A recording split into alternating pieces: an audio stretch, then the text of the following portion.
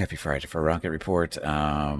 Nothing really spectacular to talk about this week. He had a pretty good week for the most part, except for yesterday, Thanksgiving. He did not enjoy the day. I tried. My whole plan for yesterday was to just try to keep him company, and if he got too excited or uneasy, just take a break from my video game adventures and let him sit in my lap and pet him and that kind of stuff. It worked for the first 2 hours. But then we get into hour three, four, five, and he is uncontrollable almost. Um, he wouldn't eat. He sometimes would drink his water, that kind of stuff, but he wouldn't eat at all. So it's impossible to give him any type of. Oh no, I take that back. I was able to give him some CBD. He loves the CBD oil. I was able to give him that at about hour 3 or 4. I think so. Didn't do anything for him. He didn't do anything for him, but he got a treat, so he was happy for 5 seconds, and going from there. But other than that, yeah, Rocket needs Gimpy's taxi services to travel as well. Yeah, but the thing is, it needs to. Well, we have Rocket Lift around the house, which is basically he's gets in a room and he decides that he doesn't want to get up and move anywhere, either because the lights have turned off and he can't find his way out, or whatever. He feels lonely and he does his little whine. So go pick him up and bring him to where he wants to go, which is usually the living room. And that's how it goes. And that's what we call Rocket Lift. Because they just go in there, pick him up, go bring him to where he wants or should be. And it's usually either um, uh, typically it's the living room. Sometimes it's the porch, depending on time of day and whether it's raining and that kind of stuff. Sometimes it's to the bathroom to get a drink of water. Again, depending on where he is when he gets picked up. Like if he's in here or Mrs. Gimpy's office, if somehow he ends up in either one of those rooms and he needs a drink of water, you can usually tell by the sounds he makes. Again, Rocket's got this little vocabulary that he's developed, and if I've learned to know what his different sounds mean. When he's thirsty, he makes a different sound than when he's worried or concerned, that kind of thing, or in pain. And so when he makes his "I'm thirsty" sound is usually when he's alone in a room, either here or Mrs. Gimpy's office. He makes that sound, and I go and I pick him up and I bring him over to the bathroom because it's the closest water location, because there's a little bowl of water in there, not the toilet bowl, just a regular bowl of water. Put him there, let him get him his drink, and then after he's done there, pick him up and bring him out to the living room. And from the living room, he's got access to water in the kitchen there. That's easy enough too, that he usually finds. And again, that's what we do. He makes his little noises, and sometimes he just wants company too. Sometimes he's just lonely because he again got to remember he is blind and deaf for the most part, and um, he gets lonely. He's old. He's 90 years old now. And sometimes he just loses track of where he is and he gets confused and concerned. So that's the way it works. And then, what was it? Mrs. Gimpy had a nice little conversation with their dad yesterday, who is in his 90s. I think he just hit 92 this year. And and he grew up on a farm, we'll just say. And his attitude towards animals is very different than our attitude towards animals. To him, an animal is nothing but a tool. To us, our pets are companions. They're not tools. They are to be treated special. For him, when an animal outlives its existence or purpose, you get rid of it. One way or the other, you get rid of it. They had this conversation yesterday because, Mrs. Gimpy says, it's time to leave. We need to get up and, we need to go back. And he knows what that means. It means Rocket needs, attention, basically. And he says, I can tell you didn't grow up on a farm. And in my response to that expression to Mr. Gimpy, I go, no shit. He knows exactly where you grew up. It was not a farm. He's your father. He knows that. Hey, Catker, welcome back. And he says, back on a farm is when an animal gets too old and stuff, we either shoot them or, whatever. And Mrs. Gimpy just shakes her head and she doesn't want to respond to that. When she's telling me this stuff, I go, your proper response to him saying that is, back in the day when people got really old and they outlived their usefulness, people used to take them out back and hit them with a shovel and bury them in the backyard. That's what you need to tell him. And she just laughed. because he's at that point. He serves no purpose anymore. He doesn't do anything for himself. So he's worse than Rocket. Rocket at least gets up and walks around. He doesn't. So, I'm just saying there's a counter argument to his argument there. So, yeah, it's a good old approach.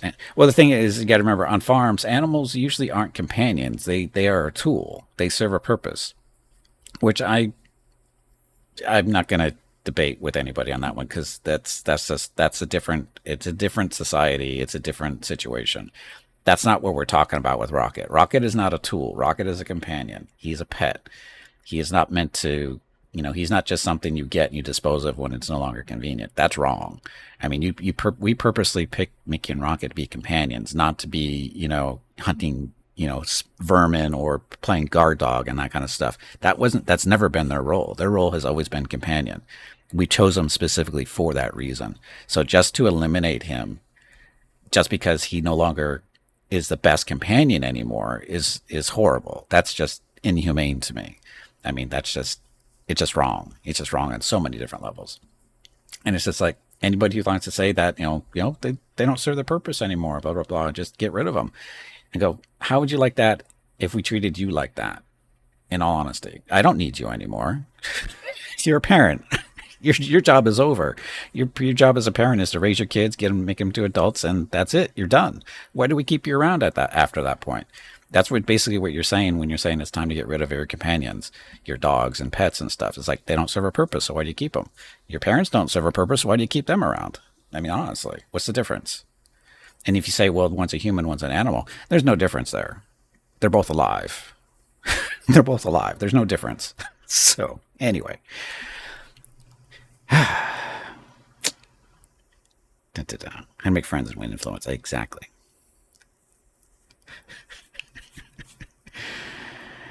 Isn't it about time you got taken out back then, Father? Yep.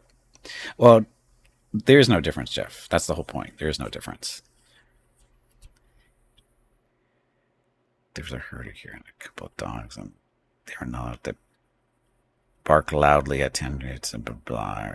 Herder holds the dog because it's a wolf area, but because some neighbors complain the dogs to be too loud. Oh, and that's why I say we can agree to disagree. It's not a discussion I really want to have during the Rocket Report, because this is about a dog. This is a dog that I've had for over 18 years now. I've had dogs my entire life. I can probably count how many times in months, how many months of my life I have lived without a dog. It's a very short duration. Dogs have been a part of my life forever, and I'm a dog person. I really am. I love dogs. I love animals in general, and they're not disposable. They're not meant to be disposable. In all honesty, I think that's people too. I just use it as a counter argument for, getting rid of an animal because it no longer serves its purpose. You can apply that to anything you want, people included.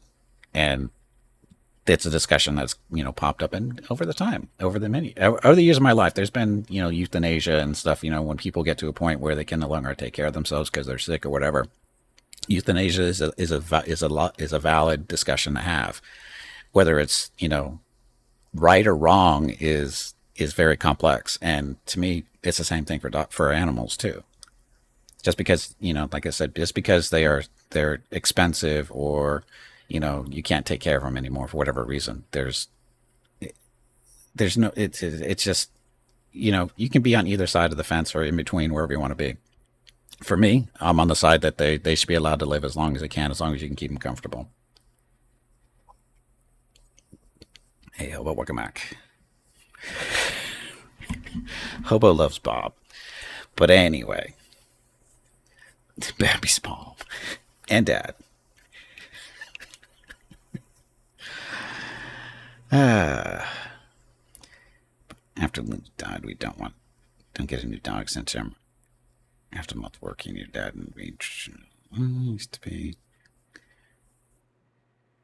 And Catgird, that is actually a good decision to make. Is you're not just going out there and you're not just sitting around going, oh, we need a new dog to replace our old dog. You actually need to think about that. It's like, there's a lot of things you need to take in consideration, like how old are you, or how old are the people that would be taking care of the dog? Are you going to be around to take care of the dog because life changes? Sometimes you're not going to be as home as often because of work or whatever, and those are decisions you should be making before you decide to get any type of pet. You know, and that's the responsible thing to do. Because animals, believe it or not, they do have feelings.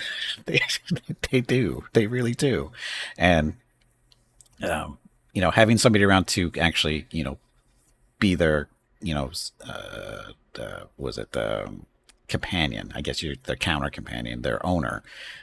You know, they kind of like having those people around because they do grow attached to you, and so it's the right thing to do before you even get one to decide, am I going to be able to take care of this animal the way it needs to be taken care of? And that's something that Mrs. Gimpy and we've already started that discussion too, because Rocket's up there and we know he's not going to be around forever, and we've already kicked around the decision: are we going to get another dog after he's gone? And we haven't decided yet, because we're getting up there in age too, and you start putting the years involved into taking care of an animal. Rocket's 18. He's 18 and a half years old. When we first got him, I wasn't even 37 years old yet. I'm 55 now. So, and to put that in perspective again, if we get another dog that's going to live 10 to 15 plus years, that means I'm going to be 70 when that dog might pass away. 70. We're both Mrs. Gimpy and I were going to be. Mrs. Gimpy's a couple years older than me. We're going to be in our 70s the next time we get another dog, if it lasts that long. That's crazy to think about. That's a long time investment of emotions and stuff. That's a long time. So, get a hamster or a goldfish. Goldfish are suicidal, and hamsters are adorable and cute until they die. And hamsters are good for a couple years, though. Hamsters are good for like 2 to 3 years, typically. But they're not as much fun as a dog, to be honest. Dog around for time. Oh no, and like I said, character is I can't even contemplate not having a dog around. That's why it sucks so much. Hurricane even Shelter Cliffs, and they ask folks to come to take the dogs for a walk. They have regulars. Yeah, we have the same stuff here. We have rescues and that kind of stuff where you can basically temporarily adopt dogs and whatever, until they can find forever homes. And I don't know how I feel about that, because that's rough, because we've known a couple of people who do that, and they end up keeping the dog that they're adopting, which is of course what their rescue shelters are going for anyway. So, that's the downside to that is, you become attached to the animal. You don't want to give them up. So just don't get a giant turtle. It will live longer than you do. Hey, funny story. The oldest tortoise at the San Diego Zoo died this week. It was only, I think, 141 years old. It was one of the first tortoises that came to the zoo way back when. Back in the early 1900s, somewhere around the 1910, 1915, somewhere around there, when the San Diego Zoo first started. It was one of the first animals. Galapagos tortoise finally died at 141 years old. What a youngster. And I know that tortoise. I've seen that tortoise a few times over the years. I've sat on that tortoise a couple of times over the years. How do I know it was that one? Because when the tortoises first got there, they painted their shells on the year that they arrived. So this one, whatever year it was, I can't remember what year exactly, but they actually have, basically not 19, but the 2 years after that. So 0, 1, 10, 12, that kind of stuff. So funny story, this tortoise. It's a tortoise, though. Galapagos tortoise, 141 years. Holmes record shark is around 500 years old. They don't know that for a fact. They're guesstimating.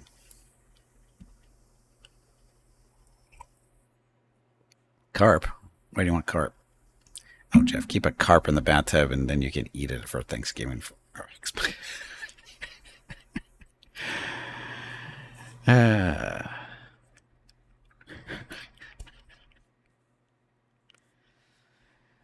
Ah, story about a tortoise that was discovered in Canada. It was abandoned or something. Some farmer found it in his field. SPSA picked it up, but the person who adopted it had to have a succession plan.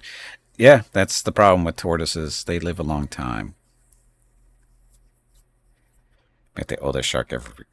Bet the oldest shark has recorded all of Gimpy's videos ever made. I don't care if he recorded them as long as he watched them on YouTube. That's all that matters. That's all that matters, Catker. As long as he likes the video, as he watches the videos and likes them and throws in a comment from time to time, that would be nice. It helps the algorithm. Just saying.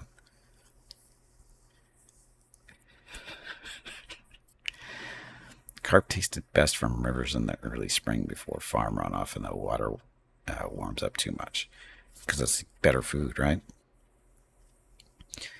Tough controls the tortoise spends most of its waking hours digging. Yeah, there's stories around here because we have tortoises in the wild and that kind of stuff, and people like to keep them in the backyards until they escape because they dig underneath their fences or their walls and stuff. Because you don't stop a tortoise from going from where the tortoise wants because they're more awake than you are. They're slow moving, but they will stay awake longer than you, and you can't stop them.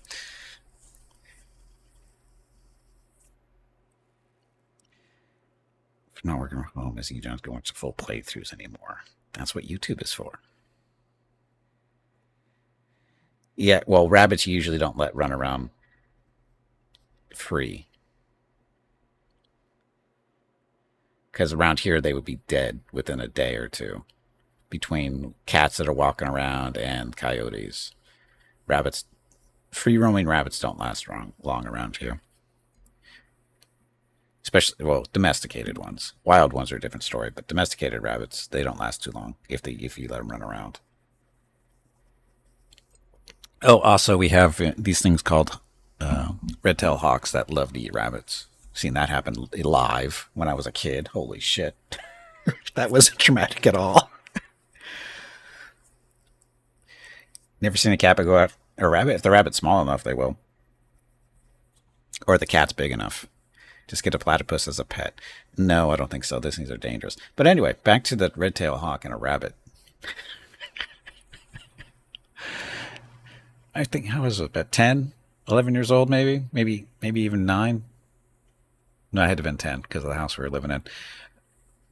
Where we were living, it was basically, normal housing types. So we were living in a house and we shared a fence with 3 other yards. Actually, 4 other yards. Sorry, 4.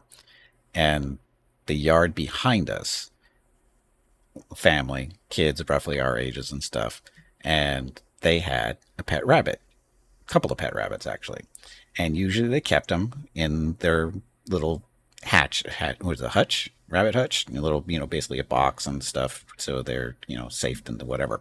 But every now and then they would take the rabbits out and they'd let them run around the yard, get exercise or whatever they're doing, and they chase them around and stuff like that.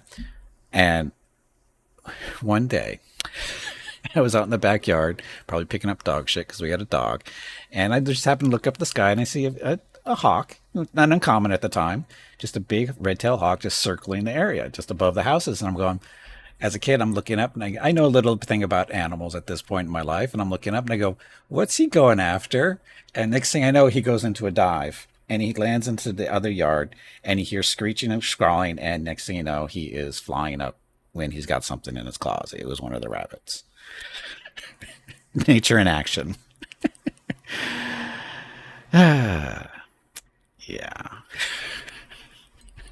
So that was the first time I had seen a bird of prey do its thing.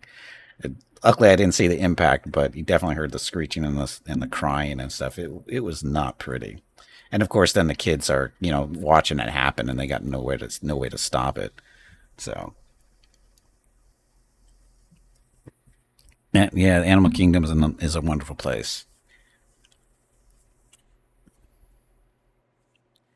Yeah, we have a couple of different birds of prey. We have the red-tailed hawks, although we don't see too many of them anymore. They've been basically reallocated to different spots of the world because of population growth, new housing, that kind of stuff. Their environment has really shrunk around here, and you don't see red tails too much anymore. We do see ravens though, and what else? There's something else around here too. A smaller bird of prey of some kind. What the hell is it called? Crap, I can't remember their name. Hey, Taco, welcome back. Yeah, Thanksgiving was fine. Thank you. See squirrel and chipmunk kills? Yeah. Ravens are a bird of prey. Yes, they are. Crows are not, but ravens are. Feel free to Google it.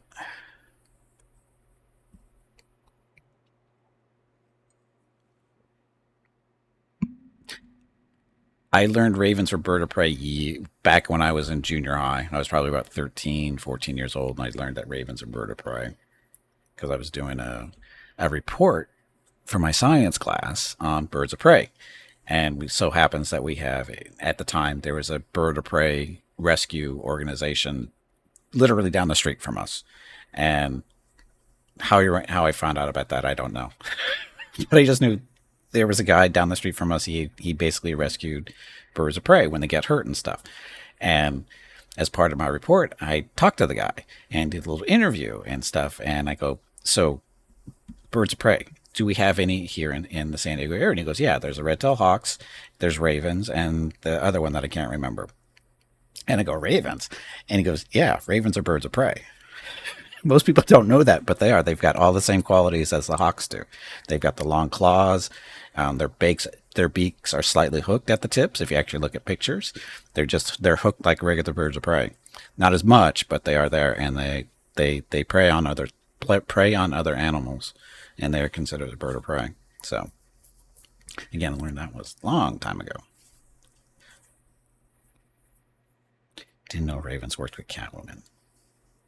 Poison ivy and heliquin. Yes. Yes. So, but anyway, we should get started.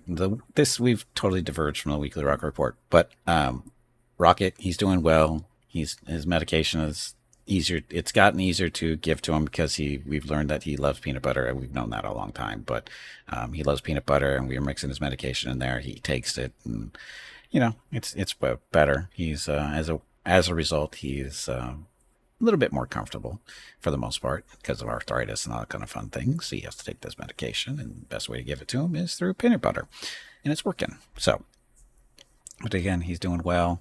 There's a new picture in the slideshow. I forgot to point it out earlier. It's from earlier this week. It's basically the one where he's. This is going to be descriptive. He's laying on the ground. He's sleeping, and his tongue's sticking out. That's not the one. That's not the one we just saw. We'll just wait for it to comes up, and then we'll move on. There's a girl on YouTube who works with a pet raven. She will not put her fingers anywhere near that beak. That's a smart thing to do with birds in general. Any bird that's got a mouth big enough to chomp on your fingers, you should probably keep your hands away from. Must always be out. That's a really old picture, actually. Is it old? I don't know. Poor Rocket. When his face wasn't so white.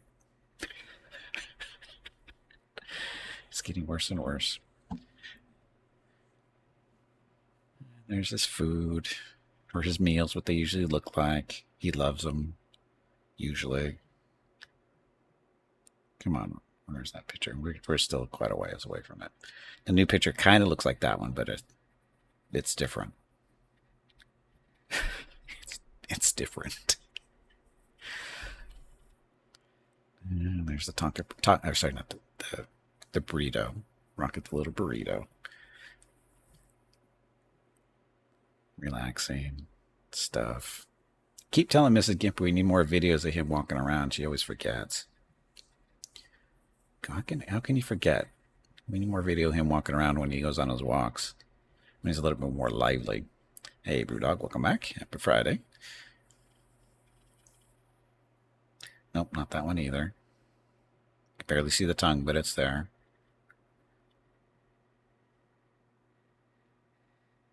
Not that one either. Not that one.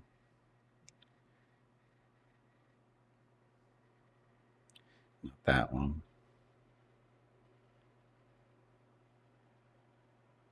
Beware the beak, beware the teeth. Rocket, oh, he's got a friggin' mouth from hell when he wants to chew on you. Is that it? No, that's not it. It's close. Oh, another burrito. That's his post visit to the vet. They weren't able to draw blood from him. It's him sleeping with the sun in his eyes. That's not the new one either. Getting there. We're almost there. Is that one? No. Is it that one? No, that's not it. That's not it either.